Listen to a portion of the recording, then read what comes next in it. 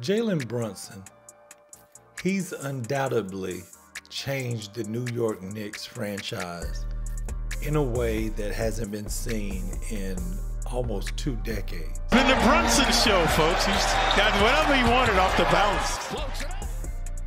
And in 2024, Jalen Brunson made his first NBA All-Star team, made All-NBA second team, and believe it or not, finished 5th in NBA MVP voting.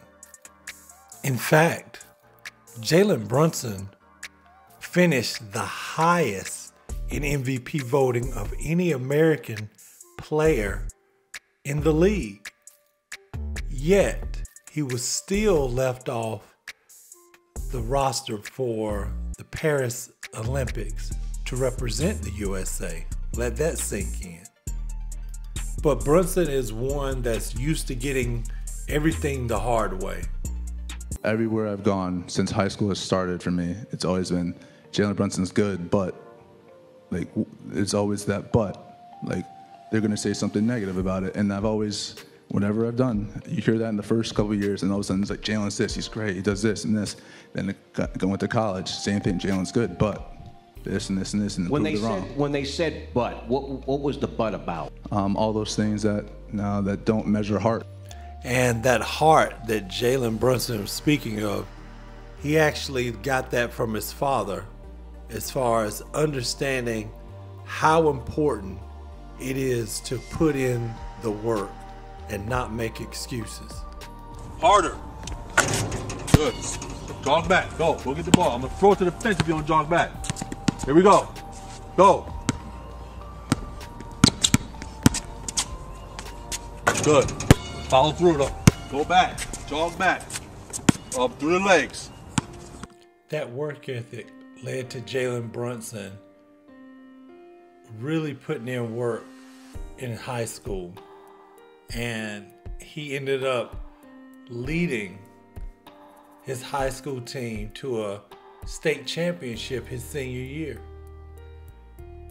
And despite the success of his college career, being starting point guard on 2 national championship teams, there were still some that doubted what Jalen Brunson's impact could be at the NBA level. Now, Bleacher Report wrote a scouting report on Jalen Brunson coming out of Villanova and said, high-end backup, that's his projected role. The eye test suggests Brunson's ceiling isn't high, given his age and inability to blow by opponents or explode vertically. Needless to say, it makes more sense now why Jalen Brunson fell to the 2nd round as the 33rd pick, because he was an afterthought amongst his 2018 draft classmates. With the 33rd pick in the 2018 NBA Draft, the Dallas Mavericks select Jalen Brunson from Villanova University. Now, Jalen played with the Dallas Mavericks for 2 seasons, really more so in a backup role. But by that 3rd season, he had proven that, he was such a difference maker on the court. He got a starting role. And even then, his true value wasn't fully realized because the Dallas Mavericks kind of held out from offering an extension to Jalen Brunson, which by the time he played most of that season and they did try to come with the early offer, it was too late. The early offer he might have accepted earlier in the year, he had already outplayed that. And so now you're left with the situation where they enter the playoffs and Luka Doncic actually gets hurt. When Luka gets hurt, that's when Jalen Brunson takes it up a whole nother level. I mean, he goes up a whole nother level in that Utah series. In fact, Brunson had 41 points in Game 2 to tie the series, committing no turnovers. In fact, that game under Jalen Brunson's leadership the team set a franchise record with the fewest turnovers in a playoff game. Now, it didn't end quite like the fairy tale. Jalen Brunson and the Mavericks ended up losing the very next round to the Golden State Warriors, who would be the eventual champions, Steph Curry and the crew. But the New York Knicks actually was playing chess, not checkers.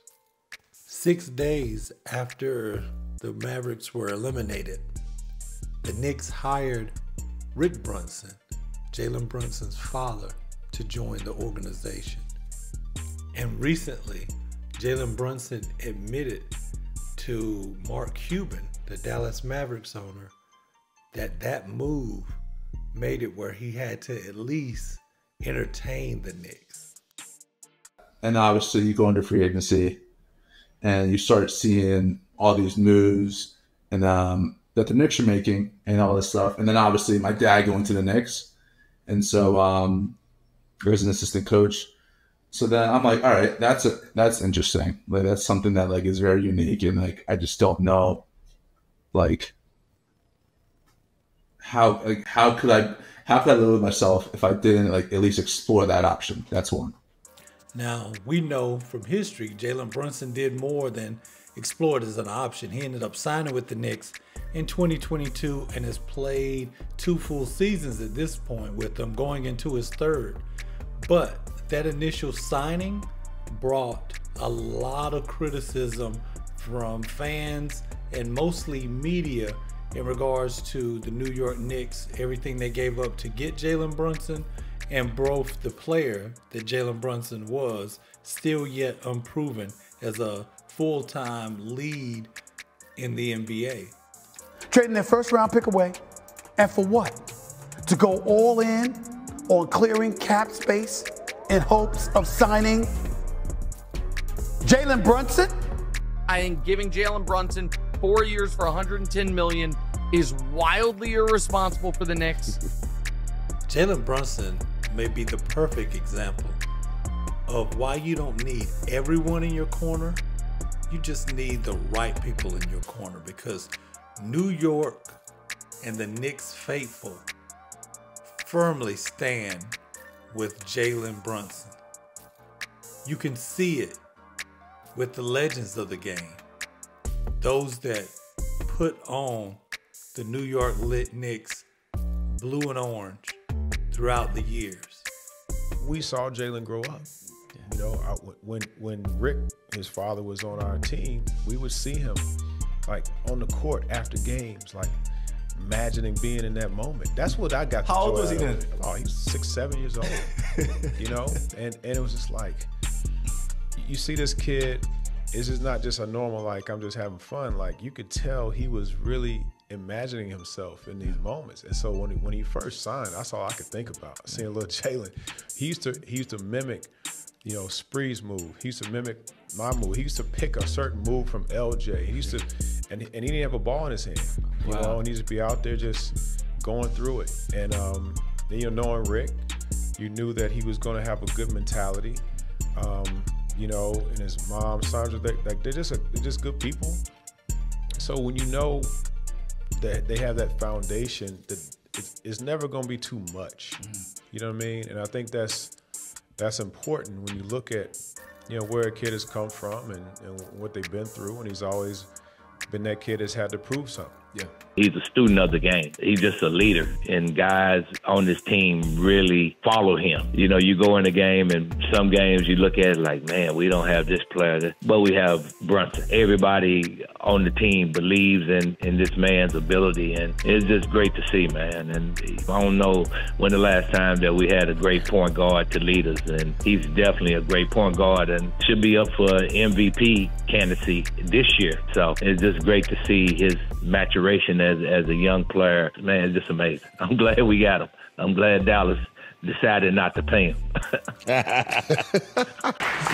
in this town it's difficult the expectations are always overwhelming. So to rise to that occasion his first 2 years and accept that challenge catapulted the team. So, You know, he's definitely got a chance to be one of the greatest Knicks ever. Not the greatest.